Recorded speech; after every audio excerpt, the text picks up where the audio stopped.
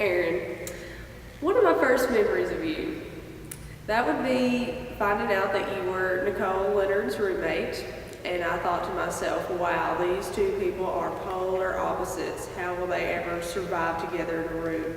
But somehow y'all managed to complement each other, which is a good thing.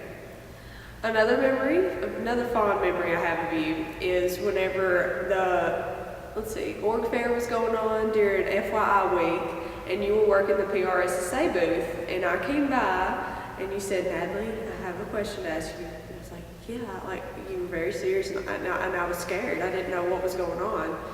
And you said, will you be one of our bridesmaids? And I was like,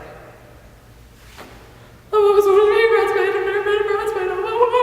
You know, I kind of flipped out in front of all my pep kids that were becoming freshmen in the communications department, and they thought I was a little weird, but again, that was the biggest day probably ever for me, was getting to be a bridesmaid, because I always wanted to be one, and now I'm wanting your wedding before I get to be in my sister's wedding. So again, I thank you for the practice run that we are going to have. Many other fond memories. Well, we've had a lot of communications classes together, especially with Hoyer, with PR research and techniques, written many papers together, done a lot of group projects together, which we just got done with our QEP. Go us. Wow, I can't believe you're about to graduate, even though you'll still be here in December. Sorry, you're still stuck with me. Let's see.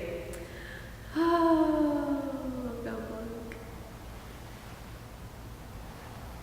What's something to say? Oh. Sorry, probably wasn't supposed to clap my hands. Let's see. Also, do you remember we were leaving communications class one day and we were walking to your apartment, and we had just been talking about how, I don't know when Matthew's going to ask me. I keep thinking it's going to be soon, and I don't know what to expect. And, I kind of pulled a Natalie, and I was, kind of stopping my pace and looking around, checking my phone, and you're like, Natalie, what are you doing? What's up? I'm like, nothing. And so I kind of kept up this charade until we got to your apartment, and that's when I stopped it. You open the door, and I'm like, okay, it's done. So I just waited in the lobby of the apartment because I didn't know if you wanted me to go back to your room or not. So I just stayed out there for, a few minutes, and then I thought, well, maybe she wants me to come back there. She hadn't come dock me yet. So I go back there, and I slowly open the door, and as I look into the room, I see you, and your face goes,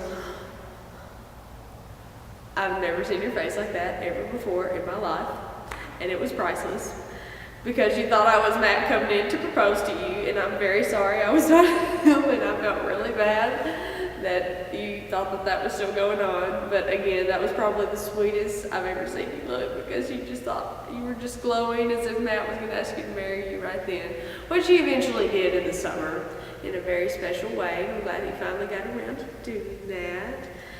And I'm really looking forward to your wedding. And I just want to say that you have been an encouraging friend to me for the few years that I've known you.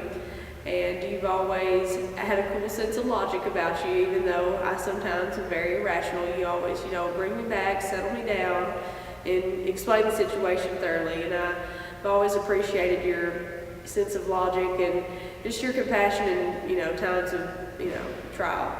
And again, I'm so happy that you're going to be graduating, and I can't wait to see the impact you have on the world. Love you, Aaron.